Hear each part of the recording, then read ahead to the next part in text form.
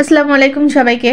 গত ২ দিন আমি বেশি একটা ছাদেও আসতে পারি নাই। কারণ আমার শাশুড়ি ভীষণ অসুস্থ। তার মানে খুবই শারীরিক কন্ডিশন খারাপ হয়।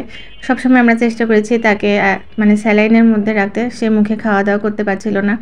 তাই সেই সময়টা আমি একদমই ছাদে বা কাছে আসতে পারি নাই। তো আজকে সকাল, সকাল যখন আসছি তখন খুব ভাল লাগছিল।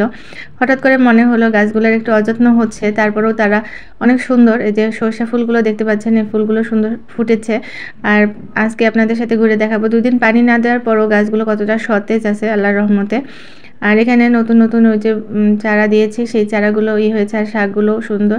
তো আজকে আমি সকালবেলা এসেই আগে পানি দিয়েছি, তারপরে আমি এই কনটেন্টটা বানাচ্ছি।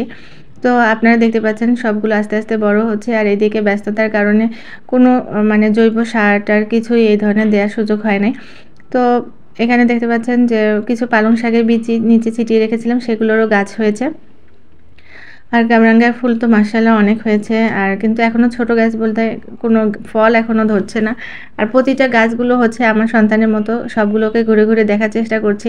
ঠিক আমি ২ দিন পরে ছাদে এসে যা, যা দৃশ্য দেখছি সেটাই আপনাদের সাথে শেয়ার করছি। কচু গাছটাও বড় হয়ে গিয়েছে আর এদিকে পালং শাকগুলো আস্তে, আস্তে বড় হয়ে গিয়েছে। আর এখানে মিষ্টি কুমড়োটার কী অবস্থা। এর আগে হচ্ছে মিষ্টি কুমড়াটা একটু ঝুলে গিয়েছিল, পরে সালেহা আপা এসে একটু বেঁধে দিয়ে গিয়েছিল। যদিও বা ব্যস্ততার কারণে কেউ আমরা কোথাও মুভ হতে পারি না, তারপরেও সে এসে দেখেছে যে গাছটা। আর এইদিকে আরেকটা মিষ্টি কুমড়া হয়েছে যেগুলো একদম ছোট।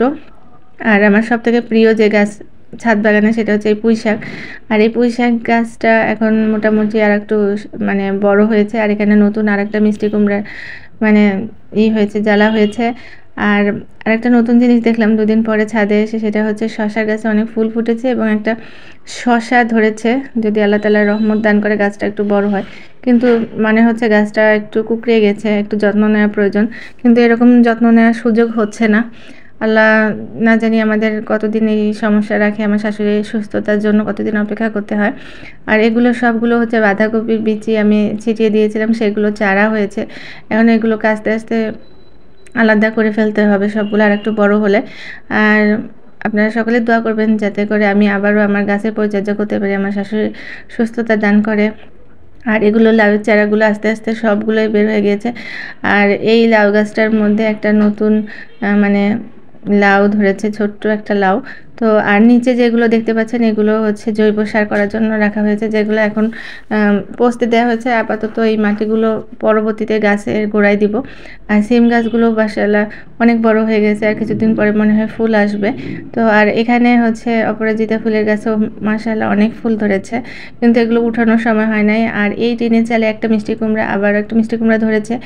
আর এখানে টমেটোর গাছে টমেটো ২টা ধরেছে, যদিও বা এই টমেটোর গাছটা আমরা তেমন যত্ন নেই, পাতাগুলো কুঁকড়ে গিয়েছে তারপরও। আর এখানে লাল শাকের অনেক বিচি হয়েছে। আমাদের ছাদ বাগানে সবথেকে বেশি হয়েছে সেটা হচ্ছে সিম। আর এই তো ছাদ থেকে নেমে আমরা হচ্ছে বাসায় চলে আসলাম।